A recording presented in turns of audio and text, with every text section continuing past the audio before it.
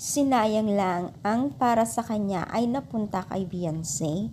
Yan ang sigaw ng netizens. So bago natin ipagpatuloy ang ating pag-support today's video, kung bago ka pa lang sa aking channel, please subscribe po, like, and pakit na po natin guys ang notification bell upang ma-update po tayo tuwing ako po nag-upload sa mga viral and trending video.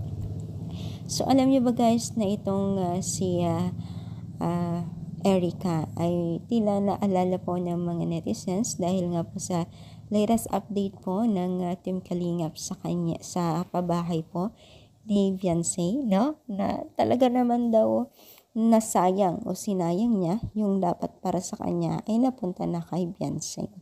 So kung maalala po natin kasi sa mga hindi pa po nakakaalala ay naging sikat din po itong si Erica sa larangan ng Team Kalingap dahil nga po sinusubaybayan din po ng nakakarami kasama o love team niya itong si Kalingap Edo. Talagang umaani din po ng million views po ang dalawang ito. Bagamat po ay nakapag-decide po itong si Erica na lumabas sa Team Kalingap at magsarili na lamang po siya.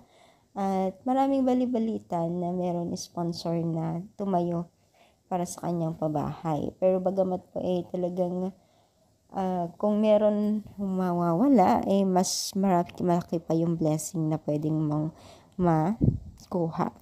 Which is totoo naman, no?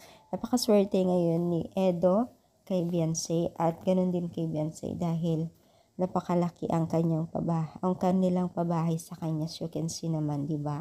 So, yun nga, siguro hindi rin para sa kanya yan at para sa kay Beyonce talaga ito. Pero syempre, supportan parang natin ang bawat isa. No, kung saan masaya, ganun talaga. So, ano masasabi ninyo? I-comment down, palike pa ang ating video. Thank you and God bless all.